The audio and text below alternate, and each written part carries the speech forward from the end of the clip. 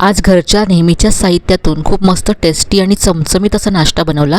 यासाठी मी अर्धा कप रवा घेतला, अर्धा कप तांदळाचं पीठ, बेसन घेतलं, अर्धा कप दही घातलं आणि आता पाणी घालून हे घट्टसर असं मिश्रण तयार करून घेतलं।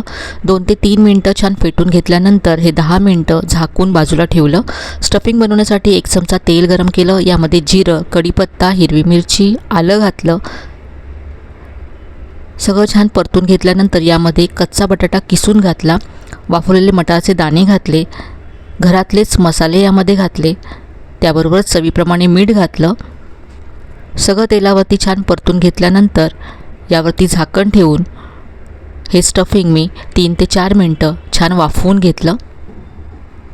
स्टफिंग तयार झालं आहे, यावरती बारीक चिरलेली कोथिंबीर पसरवून घेतली। आपण जे पीठ झाकून ठेवलं होतं 10 मिनटानंतर त्यामध्ये चवीप्रमाणे मीठ घातलं आणि चिमूटभर बेकिंग सोडा घातला। गॅसवरती कढई गरम करत ठेवले, यामध्ये थोडंसं तेल पसरवून घेतलं, यावरती तयार मिश्रण घातलं, तयार केलं स्टफिंग पसरवून घेतलं, पुन्हा यावरती पीठ घातलं, थोडीशी कोथिंबीर आणि चिली फ्लेक्स वरती पसरवले। झाकण ठेवून दोन्ही बाजूने हा नाश्ता मस्त खरपूस असा भाजून घेतला। अगदी कमी तेलामध्ये हा नाश्ता तयार होतो आणि चवीला अगदी चमचमीत असा मस्त लागतो।